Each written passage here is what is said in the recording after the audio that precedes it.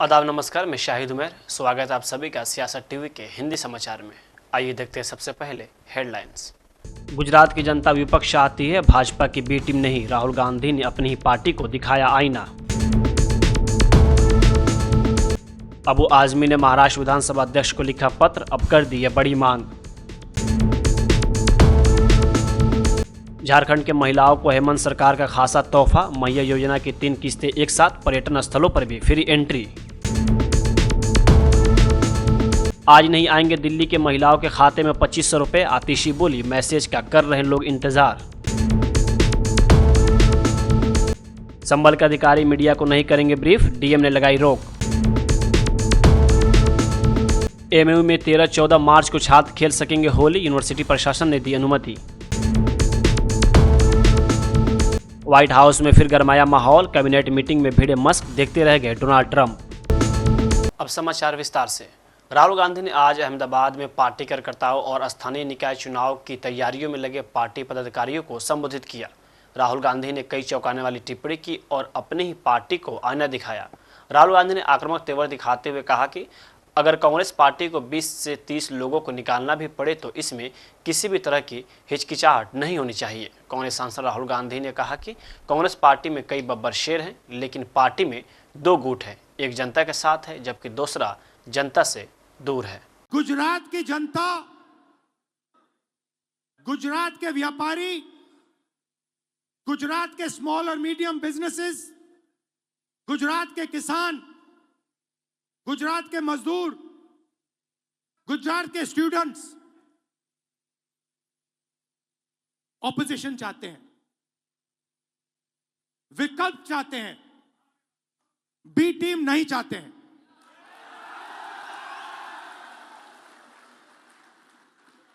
तो मेरी जिम्मेदारी ये 2 जो ग्रुप्स हैं इनको छानने का है। पहला काम, ये जो 2 ग्रुप्स हैं इनको अलग करना है सीधा। अगर हमें सख्त कार्रवाई करनी पड़ी, 10, 15, 20, 30, 40 लोगों को निकालना पड़ा, निकाल देना चाहिए।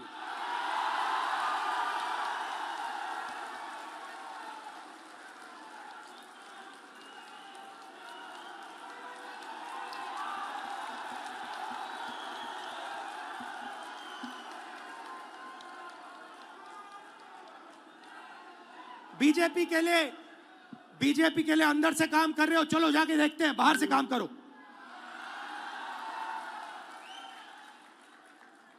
तुम्हारी वहां जगह नहीं बनेगी, बाहर फेंक देंगे तुम्हें। तो पहला काम यह करना है। शिवसेना यूबीटी सांसद प्रियंका चतुर्वेदी आज महिला दिवस पर कहा कि मैं आशा करती हूं कि सभी महिलाएं राष्ट्र की प्रगति और विकास में और भी ज्यादा संख्या में योगदान देंगी, साथ ही उन्हें सभी क्षेत्रों में ऐसा करने के मौके मिलेंगे। आगे उन्होंने कहा कि मैं प्रधानमंत्री नरेंद्र मोदी से आग्रह करती हूं कि 2021 से लंबित जनगणना को जल्द से जल्द कराया जाए। मैं सभी महिलाओं को हैप्पी वुमेन्स डे विश करना चाहूँगी और यही उम्मीद करूँगी कि हम लोग सभी प्रगति, उन्नति और देश की विकास में महिलाएं अधिकतर भागीदारी निभाएं और भागीदारी की जिम्मेदारी भी उनको मिले, अपॉर्चुनिटीज़ मिले पॉलिटिकल स्पेस में, पॉलिसी स्पेस में, बिजनेस स्पेस में, एंटरप्रेन्योरशिप स्पेस में। और क्योंकि हमारे देश में हमने 2029 में के लिए आरक्षण बिल लागू किया है, पर वो आरक्षण बिल तब तक लागू नहीं होगा जब तक सेंसस नहीं होता है, जब तक डिलिमिटेशन नहीं होता है। मैं आज प्रधानमंत्री से हाथ जोड़कर कहूंगी कि जो सेंसस होना था 2021 से वो टल रहा है, उसकी शुरुआत करें और सही मायने में 2029 में महिलाओं की भागीदारी बढ़े और भागीदारी 33% हो, उसकी तरफ काम करें। दिल्ली सरकार अनाउंस करने वाली है। चलिए, क्योंकि उनका चुनावी वादा था और उनसे अपेक्षा भी थी दिल्ली की जनता को, दिल्ली की महिलाओं को, कि उनको जो वादा किया गया था उसको पूरा करेंगे। आज 8 मार्च के दिन वो शुरू कर रहे हैं, उसका मैं स्वागत करती हूँ। पर उम्मीद करती हूँ महाराष्ट्र की तरह ये स्कीम वैसे ही ठंडे बक्से में ना पड़ जाए तो 2-3 महीने बाद, जैसे वहां पे हुआ है। हमने देखा है 60 लाख से ज्यादा महिलाओं का नाम काटा जा रहा है। उनको 2100 का वादा किया था, उनको 1500 दिए जा रहे हैं। जब से सरकार बनी है वो भी आज से उनकी शुरुआत होगी कि बाकी की जो इंस्टॉलमेंट्स देने हैं वो देंगे। पर इस तरीके से महिलाओं को वादा कर वादा खिलाफी ना हो, यही उनसे अपेक्षा है। महाराष्ट्र समाजवादी पार्टी के अध्यक्ष अबू आजमी औरंगजेब को लेकर दिए गए बयानों को लेकर विवादों में घिरे हुए हैं। यहां तक कि उन्हें महाराष्ट्र विधानसभा के मौजूदा सत्र से निलंबित कर दिया गया। वहीं अब उन्होंने विधानसभा स्पीकर को एक पत्र लिखा है जिसमें उन्होंने अपना निलंबन रद्द करने की मांग की है। अबू आजमी ने राहुल नार्वेकर को लिखे पत्र में कहा, मेरे बयान को गलत संदर्भ में लिया गया है। मैंने जो कुछ भी कहा है वो वास्तव में कई अन्य इतिहासकारों और लेखकों के कोट पर आधारित था। मैंने छत्रपति संभाजी महाराज के बारे में कोई विवादास्पद टिप्पणी नहीं की है। वो अभी देखो अध्यक्ष के पास में दिया है। अध्यक्ष अगर ये प्रस्ताव सामने लाएगा तब हमारी भूमिका हम लोग सामने रखेंगे, क्योंकि एक तो स्पष्ट है कि उसने, मैंने देखा, उसका सुना वो स्पीच, उन्होंने औरंगजेब की स्तुति नहीं करना चाहिए था, ये गलत किया उसने। पर महाराज को उसने गलत नहीं कहा। छत्रपति शिवराय के बारे में उसने एक लफ्ज भी नहीं बोला। मैं उसका समर्थन करता हूं ऐसा नहीं, मैंने उसकी स्पीच सुनी थी। तो अगर उस बारे में अध्यक्ष कुछ सभागृहों में प्रस्ताव लाते हैं उनको, तो फिर हम लोग उसके बारे में चर्चा करेंगे। अंतर्राष्ट्रीय महिला दिवस के अवसर पर झारखंड सरकार ने राज्य के महिलाओं को दोहरी सौगात देने जा रही है। मुख्यमंत्री हेमंत सोरेन के नेतृत्व में सरकार ने मैया सम्मान योजना के तहत 55 लाख से अधिक महिलाओं को एक साथ 3 किस्त देने की घोषणा की है। इसके साथ ही महिला दिवस के दिन झारखंड के सभी पर्यटन स्थलों पर अब महिलाओं को निःशुल्क प्रवेश देने की भी व्यवस्था की गई है। हेमंत सोरेन सरकार की मैया सम्मान योजना के तहत राज्य की 18 से 50 साल की महिलाओं को आर्थिक सहायता प्रदान की जाती है। जनवरी और फरवरी महीने की किस्त तब तक जारी नहीं की गई थी, जिसके चलते विपक्ष सरकार पर निशाना साध रहा था। लेकिन अब सरकार ने इन बकाया 3 किस्तों को जोड़कर अंतर्राष्ट्रीय महिला दिवस के मौके पर महिलाओं के खाते में 75,000 रुपये ट्रांसफर करने की घोषणा की है। साथ ही महिला दिवस के मौके पर राज्य सरकार ने पर्यटन विभाग के सहयोग से महिलाओं के सम्मान में एक विशेष पहल की है। इसके तहत झारखंड के सभी पर्यटन स्थलों पर महिलाओं के लिए एंट्री पूरी तरह से फ्री रहेगी।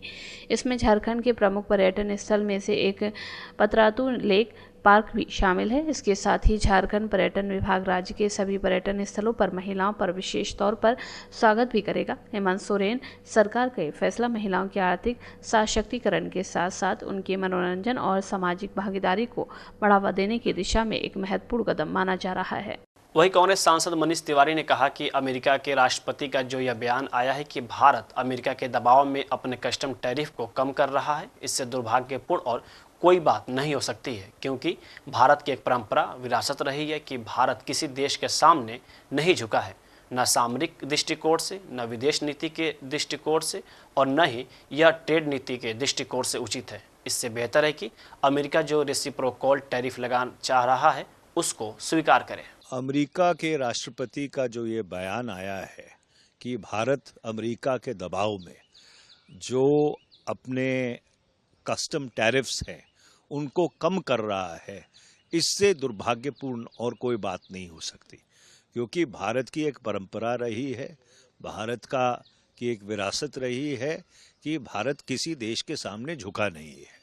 और ये ना सामरिक दृष्टिकोण से, ना ये विदेश नीति के दृष्टिकोण से और ना ही ये ट्रेड नीति के दृष्टिकोण से ये उचित है। इससे बेहतर तो ये है कि हमको रेसिप्रोकल टैरिफ्स जो अमेरिका लगाना चाह रहा है उसको हम स्वीकार कर लें, बनस्पत कि किसी भी मुल्क के दबाव के नीचे हम अपने कस्टम टैरिफ्स घटाएं या उनको रैशनलाइज करें। सरकार को साफ तौर पर यह स्पष्टीकरण देना चाहिए कि क्या वो भारत कि वो अमेरिका के दबाव में अपने टैरिफ घटा रहा है। क्या राष्ट्रपति ट्रंप का ये बयान सही है, और इस बात को संसद में भी उठाया जाएगा। इंग्लैंड में जिस तरह से हुआ है, उसको विदेश मंत्रालय ने कहा है कि वहाँ पे जो खालिस्तान है उनको ताकत ज्यादा दी गई है। देखिए, जो हुआ बहुत दुर्भाग्यपूर्ण है और ये घटना नहीं होनी चाहिए थी, और हम ये उम्मीद करते हैं कि ऐसी जो ताकतें हैं उनको बाहरी मुल्क में बढ़ावा ना दिया जाए। पर मैं एक बार फिर से ये बात दोहराना चाहता हूँ कि सरकार को ये स्पष्टीकरण देना अत्यंत ज़रूरी है कि क्या राष्ट्रपति ट्रंप के दबाव के नीचे वो जो ट्रेड टैरिफ्स हैं उनको रैशनलाइज कर रहे हैं। दिल्ली पुलिस राजधानी के अलग अलग इलाकों में रह रहे अवैध बांग्लादेशी प्रवासियों की पहचान के लिए सत्यापन अभियान चला रही है। आज दिल्ली पुलिस ने दिल्ली के वसंत कुंज स्थित जय हिंद कैंप में अवैध प्रवासियों के खिलाफ सत्यापन अभियान चलाया। इससे पहले दिल्ली पुलिस ने कालीबाड़ी मार्ग के पास जेजे कॉलोनी इलाके में सत्यापन अभियान चलाया था। संगम विहार और मंदिर मार्ग में भी इस तरीके का अभियान चलाया जा चुका है। इनसे इनके डॉक्यूमेंट्स मांगे जाते हैं, जितने भी आईडी प्रूफ इनके पास है, जैसे वोटर आईडी कार्ड हो गया, पैन कार्ड हो गया और आधार कार्ड हो गया, उनको वेरीफाई किया जाता है। अगर जिस पर सस्पेक्ट होता है उसको भी वेरिफिकेशन के लिए जहाँ का वो बना होता है उस कंसर्न डिस्ट्रिक्ट में भेजा जाता है, और अगर इलीगल होता है तो एफआईआर में पेश करके फिर उनको डिपोर्ट किया जाता है।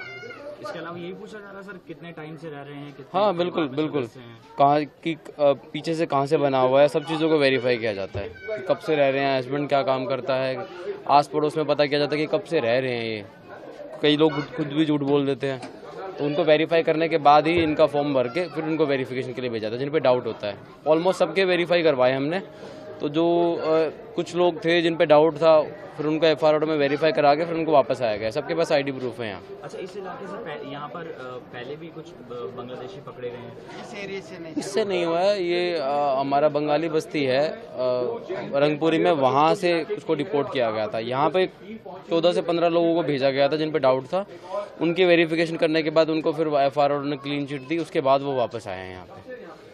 अच्छा, कुछ लोग ये भी कह रहे हैं सर कि कुछ बांग्लादेशी रहते हैं जिनका नाम इन्होंने बताया उन सबको का वेरिफिकेशन करवाया गया है और उनके पास सारे आईडी प्रूफ बाद में वेरीफाई हुए हैं। जिनके पास डाउट था उनको लेके गए एफआईआर में, वहाँ पेश करने के बाद उन्होंने अपने सारी चीज़ें जो उनके डॉक्यूमेंट्स थे उनके सामने प्रेजेंट किए, उन्होंने तब वापस उनको वापस भेजा है। अदरवाइज़ हमने यहाँ से जिन पे डाउट था, जिनका नाम इन्होंने बताया है प्रधान ने या आसपास के लोगों ने, 14 से 15 लोगों को हम लोग यहाँ से लेके गए हैं डिपोर्टेशन के लिए। बट उन्होंने जब वैलिड उनके डॉक्यूमेंट्स वेरीफाई हो गए देन उनको वापस आया गया। वही महिला समृद्धि योजना पर एक बयान में कांग्रेस नेता संदीप दीक्षित ने भाजपा द्वारा शुरू की गई योजना की व्यवहार्यता और वित्तीय स्थिरता पर चिंता जताई। उन्होंने स्वीकार किया कि अगर भाजपा अपना चुनावी वादा पूरा करती है तो इसका स्वागत किया जाना चाहिए, लेकिन उन्होंने सवाल किया कि योजना के लिए आवंटित धन की भरपाई कैसे की जाएगी। किसी का वायदा है चुनावी और चुनावी वायदा वो पूरा करते तो उसका स्वागत करेंगे। इसमें एक प्रश्न केवल ये बनता है कि इसमें जो पैसा खर्च होना है वो पैसे का भरपाई कहाँ से होनी है, उसको एक सवाल बनता है। क्योंकि अगर आप इस बात को माने, मुझे जहां तक याद है कि भारतीय जनता पार्टी ने कहा था कि 18 वर्ष के ऊपर की हर महिला को ये सम्मान दिया जाएगा। अब अगर आप इलेक्शन कमीशन के आंकड़े मान लीजिए तो 72 लाख वोटर यहाँ महिला थी इस चुनाव में। इसका मतलब है 72 लाख महिलाएं ऐसी हैं जो 18 साल से बड़ी हैं। अब इन्होंने कोई ये तो नहीं कहा कि पैसे वालों को देंगे, किसको देंगे। अगर आप 72 लाख रुपए को 12 महीने से मल्टीप्लाई करते हैं, गुना करते हैं और उसको 2500 रुपए करते हैं तो ये 21,600 करोड़ आता है। अब जहां पूरी की पूरी विकास की बजट ही 37,000 करोड़ है, जिसमें अस्पताल भी चल रहे हैं, स्कूल भी चल रहे हैं, आप सब्सिडी भी दे रहे हैं, बिजली की सब्सिडी भी दे रहे हैं, हवा साफ करने की बात कर रहे हैं, उसमें आप 21,000 करोड़ रुपया 60% बजट एक स्कीम को कहां से दे देंगे, ये एक ध्यान में रखने वाली बात होगी। या तो फिर इसमें वो करेंगे मीन मेक कि भाई चलिए हम इनकम टैक्स वालों को ना दें, औरों को दें। तो भी मैंने कैलकुलेट किया था कि अगर हम न्यूनतम भी अगर आप देंगे तो 40 से 45 लाख महिला बनती है, जो 12 से 13,000 14,000 करोड़ के करीब आकर बैठता है। इतनी बड़ी भी ये हम लोग अमाउंट कहां से निकाल पाएंगे। मैं आशा करूंगा कि दिल्ली सरकार ये पैसा जो निकालेगी उससे विकास कहीं कॉम्प्रोमाइज ना हो। सर, आम आदमी पार्टी ये कहती रही कि बीजेपी आते ही बंद कर देगी। बीजेपी की तरफ से 250 मोहल्ला क्लिनिक बंद किए गए। कहा गया स्वास्थ्य मंत्री की तरफ से कि ये कागजों पर चल रहे थे। दिल्ली की रेखा गुप्ता सरकार की कैबिनेट की आज मीटिंग हुई। इस मीटिंग में महिला समृद्धि योजना और होली दिवाली पर मुफ्त सिलेंडर जैसी योजनाओं पर मुहर लग सकती है। सरकार अपने पहले बजट सत्र में इसके लिए फंड अलॉट कर सकती है। हालांकि आज दिल्ली के महिलाओं के खाते में 2500 रुपये नहीं दिए जाएंगे। इसको लेकर नेता प्रतिपक्ष आतिशी ने रेखा गुप्ता सरकार पर तंज कसा है। दिल्ली की सभी महिलाओं को अंतर्राष्ट्रीय महिला दिवस की बहुत बहुत बधाई, बहुत बहुत मुबारकबाद। देश के प्रधानमंत्री नरेंद्र मोदी जी ने दिल्ली की सभी महिलाओं को वादा किया था कि 8 मार्च अंतर्राष्ट्रीय महिला दिवस तक दिल्ली की हर महिला के खाते में 2,500 रुपए की सम्मान राशि आएगी। आज 8 मार्च है।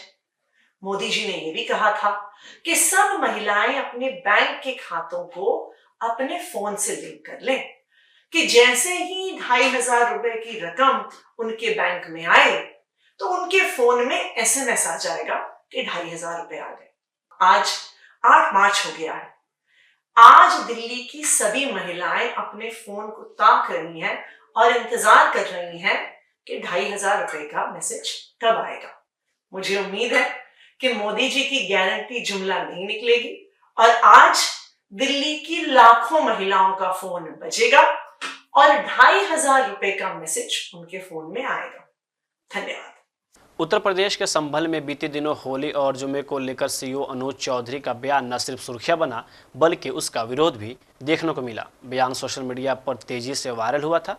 सीईओ के बयान के बाद अब प्रशासन हरकत में आ गया है। संभल डीएम राजेंद्र परसिया ने सभी अधिकारियों की मीडिया ब्रीफिंग पर रोक लगा दी है। संभल के डीएम राजेंद्र परसिया ने आदेश दिया है कि अब कोई भी छोटा बड़ा अधिकारी बिना परमिशन के मीडिया में किसी भी तरह का बयान नहीं देगा। वर्तमान में होली, रमजान, चेटीचंड, चैत्र शुक्ल प्रतिपदा और अंत में ईद, इस तरह से पूरे महीने में बहुत सारे त्यौहार हैं।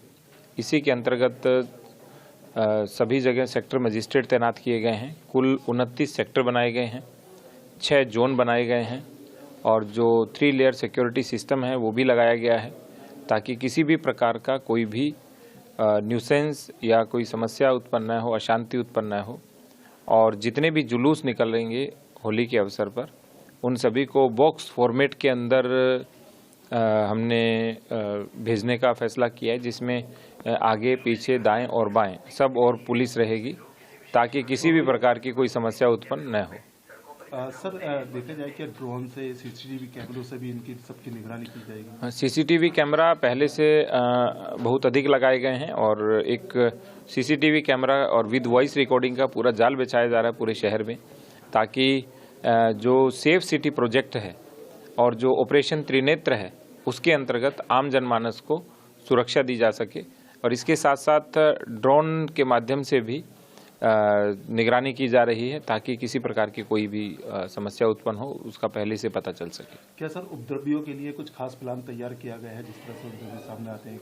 उत्तर प्रदेश के अलीगढ़ मुस्लिम यूनिवर्सिटी में छात्रों को होली खेलने की अनुमति मिल गई है। अलीगढ़ मुस्लिम यूनिवर्सिटी में होली खेलने की लिखित अनुमति से जुड़े मामले को लेकर एमयू के प्रोवोस्ट बीवी सिंह ने जानकारी देते हुए बताया कि छात्र 2 दिन के लिए 13 और 14 को NRSC परिसर में जमकर होली खेल सकते हैं। होली खेलने के लिए कोई भी रोक टोक नहीं है। अलीगढ़ मुस्लिम यूनिवर्सिटी में होली खेलने की परमिशन को लेकर चल रहे विवाद में पूर्ण विराम लग गया है। अब छात्र 2 दिन होली खेल सकेंगे। एएमयू में होली खेलने की परमिशन को लेकर विवाद उस दिन शुरू हुआ जब एएमयू के छात्र अखिल कौशल ने एनआरएससी हॉल में होली मिलन कार्यक्रम के संबंध में 25 फरवरी को एक लिखित एप्लीकेशन दी। उन्होंने होली मिलन कार्यक्रम की अनुमति मांगी थी, लेकिन एएमयू प्रशासन ने लिखित अनुमति देने से मना कर दिया था। एएमयू प्रशासन ने लिखित शिकायत मना करते हुए कहा था कि हमेशा एएमयू में होली खेली जाती है और होली खेलने के लिए मना नहीं है। हालांकि किसी भी नई परंपरा को हम नया रूप नहीं देंगे और न ही इसमें कोई लिखित रूप से अनुमति दी जाएगी। इसके बाद इस संबंध में अलीगढ़ के सांसद सतीश गौतम का भी बयान सामने आया था। उन्होंने कहा कि यूनिवर्सिटी में होली खेलने से कोई नहीं रोक सकता, अगर कोई रोकेगा तो मैं कुलपति से बात करूंगा। साथ ही उन्होंने कहा था कि छात्रों के साथ मारपीट हुई तो मारपीट करने वालों को ऊपर भेज दिया जाएगा। एएमयू में होली खेलने की परमिशन नहीं मिलने के बाद करनी सेना ने 10 मार्च को कैंपस के अंदर होली खेलने की चेतावनी दी थी। बिहार की राजधानी पटना में जेडीयू कार्यालय में आज अंतर्राष्ट्रीय महिला दिवस पर नारी शक्ति सम्मेलन का आयोजन किया गया, जिसका उद्घाटन करने के लिए मुख्यमंत्री नीतीश कुमार जेडीयू कार्यालय पहुंचे। इस दौरान सीएम नीतीश महिलाओं से मिले और उन्हें अंतर्राष्ट्रीय महिला दिवस की शुभकामनाएं दी। उन्होंने महिलाओं को संबोधित करते हुए कहा कि महिला दिवस के अवसर पर आप सबको नमन, आप सबका अभिनंदन। ये तो हम लोग के लिए बड़ी गौरव की बात है कि हम लोग के नेता माननीय मुख्यमंत्री नीतीश कुमार जी आए हैं अंतर्राष्ट्रीय महिला दिवस के अवसर पर और इस कार्यक्रम का विधिवत उन्होंने उद्घाटन किया। इस मौके पर 2 शब्द उन्होंने संबोधन भी किया। महिला सशक्तिकरण पर जो उन्होंने काम किया, जो न्याय और गरिमापूर्ण, जो महिलाओं को पंख को उड़ान भरने के लिए, जो महिला को शुद्धता प्रतिबद्धता, जो उनके प्रति प्रतिबद्धता है माननीय मुख्यमंत्री जी को, तो महिला सशक्तिकरण पर जो उन्होंने काम किया, ये संगठन के माध्यम से हम लोग पूरे हर घर तक के, जन जन तक के, हर महिला तक के पहुंचाने का काम करेंगे। ऐसे तो आज का दिन जो है अंतर्राष्ट्रीय दिवस के अवसर पर, अंतर्राष्ट्रीय महिला दिवस के अवसर पर, तो ऐसे तो साल के 365 दिन महिलाओं का होता है। महिलाओं से समाज है, महिलाओं से परिवार है, महिलाओं से समाज है, महिलाओं से संसार है। महिला के बिना एक दिन का एक पल भी कल्पना नहीं की जा सकती। तो लेकिन आज जो है खासकर अंतर्राष्ट्रीय महिला दिवस के अवसर पर यह जो है रेखांकित किया जाता है उनके अधिकार का, उनके सम्मान का। तो उनका अधिकार सम्मान दिलाने का काम हम सबों के नेता जो किया है वो स्वतंत्र भारत में कोई नहीं किया। तेजस्वी यादव जी क्या किए हैं, उनके माता पिता क्या किए हैं, वो उन्होंने क्या किया है। महिला सम्मान की बात हमें तो हंसी आती, जब महिला के लिए वो कुछ बात करते हैं तो हंसी आती। अभी हाल के दिनों में उन्होंने माई बहन योजना की बात कर रहे हैं। महिला के सशक्तिकरण पर महिला घर से बाहर निकलती थी उनके माता पिता के शासनकाल में, किस तरह अपहरण कर लिया जाता था, किस तरह बलात्कार किया जाता था। उस चीज को दोहराना नहीं चाहते हैं, उसको याद कराना नहीं चाहते। बिहार की जनता उस चीज को याद करा, अब बढ़ता बिहार है, आगे बढ़ रहा है। तो काले अध्याय को बिहार की जो महिला है वो भूल गई है, उसको याद करना नहीं चाहते, दोहराना नहीं चाहती। इसीलिए हर महिला जो है विकास पुरुष माननीय मुख्यमंत्री नीतीश कुमार जी के साथ खड़ी है। बिल्कुल। वहीं बिहार के उप मुख्यमंत्री विजय कुमार सिन्हा ने आज कहा कि तेजस्वी यादव और आरजेडी के लोग सरकार बदलने की बात करते हैं लेकिन किसे लाने की बात करते हैं। बिहार में गुंडा राज खत्म करने की जरूरत है। रूप बदलकर गुंडे लोग अपने परिवारवाद और वंशवाद की जमींदारी चलाना चाहते हैं। बिहार को इन सब से मुक्ति चाहिए, सत्ता नहीं बिहार चाहिए, बिहार का स्वाभिमान चाहिए। देखिए, तेजस्वी यादव जी, आरजेडी के लोग सरकार बदलने की बात करते हैं लेकिन लाने की किसकी बात करते हैं? वही जंगल राज, वही अराजकता, हत्या, अपहरण, लूट, बलात्कार के माहौल बनाने वाले का। अरे बिहार में गुंडा राज खत्म करने की जरूरत है। रूप बदल बदल के गुंडे लोग अपने परिवारवाद, वंशवाद की जमींदारी चलाना चाहते हैं। बिहार को उससे मुक्ति चाहिए। लोग को सत्ता चाहिए। जो असली बिहारी है उसको बिहार चाहिए, सत्ता नहीं बिहार चाहिए। बिहार का सम्मान, स्वाभिमान चाहिए और सम्मान स्वाभिमान के लिए हर बिहारी को खड़ा होकर अच्छे लोगों की जमात के साथ मोदी जी के हाथ को मजबूत करे। मां बहन योजना को लेकर बड़ा कार्यक्रम कर रही है आरजेडी। अरे ये छलिए लोग हैं, फ्रॉड लोगों की जमात भिन्न भिन्न प्रकार के रूप धर के आते हैं। बिहार उस में नहीं फंसेगा। सत्ता नहीं, सुशासन चाहिए। बिहारी का सम्मान और इसके विरासत बढ़ाने की जरूरत है। बिहार के अंदर सबसे बड़ी बीमारी मिटाने के लिए मिल करके सबको लड़ने की जरूरत है। आज करप्शन, कास्ट और क्राइम बिहार के लिए अभिशाप बन चुका है और करप्शन, कास्ट, क्राइम जब तक मुक्त नहीं होगा बिहार अपने सम्मान और स्वाभिमान को प्राप्त नहीं कर पाएगा। बागेश्वर की गिरफ्तारी की मांग आरजेडी कर रही है। वो हम बता दिए कि वो स्वभाव, नेचर, सिग्नेचर बदलता है क्या? ये अपने स्वभाव के अनुकूल कितना भी ये रंगा सियार है, बदल कर करके फिर वही स्वरूप में राजद का कल्चर, कांग्रेस का कल्चर कभी नहीं बदल सकता है। रंगा सियार की तरह वो वक्त आने पर, सत्ता में आने पर अपना स्वभाव दिखा देगा। वही राजस्थान विधानसभा में 7 मार्च को जबरदस्त तब हंगामा हो गया जब बीजेपी विधायक गोपाल शर्मा ने कांग्रेस विधायक रफीक खान को पाकिस्तानी कह दिया। इस टिप्पणी के बाद सदन में तनाव बढ़ गया और दोनों दलों के नेता एक दूसरे पर जमकर आरोप लगाने शुरू कर दिए। दरअसल विधानसभा में शहरी विकास एवं आवास की ग्रांट मांगों पर चर्चा चल रही थी। इस दौरान कांग्रेस विधायक रफी खान ने भाजपा शासन और कांग्रेस शासन की तुलना करते हुए शहरी विकास कार्यों पर अपनी राय रखनी शुरू की, लेकिन जैसे ही उन्होंने भाजपा सरकार की नीतियों पर सवाल उठाए, भाजपा विधायक गोपाल शर्मा ने बीच में टोकते हुए उन पर निशाना साधा और उन्हें पाकिस्तानी कह दिया। गोपाल शर्मा की इस टिप्पणी से विधानसभा का माहौल काफी गर्मा गया और कांग्रेस के विधायकों में आक्रोश फैल गया। उन्होंने इस बयान को आपत्तिजनक बताते हुए जोरदार विरोध किया और माफी की मांग। कांग्रेस नेताओं का कहना था कि इस तरह की भाषा न केवल असंवैधानिक है बल्कि सदन की गरिमा को भी ठेस पहुंचाती है। वहीं रफी खान ने इस टिप्पणी को अपने और पूरे समुदाय का अपमान बताया। उन्होंने कहा कि अगर कोई सरकार की आलोचना करता है तो क्या वो पाकिस्तानी हो जाता है। उन्होंने भाजपा नेताओं पर भेदभावपूर्ण मानसिकता अपनाने का आरोप लगाया।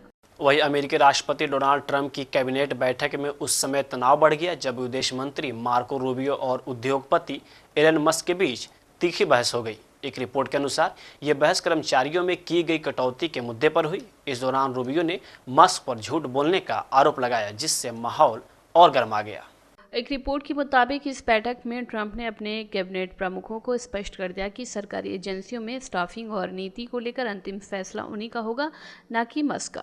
जानकारी के मुताबिक हाल के दिनों में अमेरिका में सरकारी एजेंसियों में बड़े पैमाने पर छंटनी की गई है, जिससे कई विभाग प्रभावित हुए हैं। कई मुद्दों पर रूबियो और मस्क के बीच तीखी बहस हो गई। ट्रंप प्रशासन ने सरकारी नौकरियों में भारी कटौती की है, जिसे लेकर कई विभागों में असंतोष है। ट्रंप का कहना है कि सरकार पर 36 लाख करोड़ डॉलर का कर्ज है और इसे कम करने के लिए कई फैसले लेने की जरूरत है। पिछले साल अमेरिका को करोड़ों डॉलर का घाटा हुआ था, जिसे देखते हुए सरकारी खर्चों में कटौती की जा रही है। जब ट्रंप ने इस बहस के बारे में पूछा गया तो उन्होंने इसे खारिज कर दिया। उन्होंने कहा कि ऐसा कुछ नहीं हुआ है, कोई क्लैश नहीं हुआ है। एलन और मार्को बहुत अच्छे से पेश आते हैं और दोनों शानदार काम कर रहे हैं। ट्रंप ने रूबियो की तारीफ करते हुए कहा कि उन्होंने विदेश मंत्री के रूप में शानदार काम किया है। वहीं मस्क को एक अनोखा और प्रभावशाली व्यक्ति बताया। हिंदी समाचार यही समाप्त होता है। मुझे दे इजाजत। बाकी खबरों के लिए बने रहें सियासत टीवी के साथ।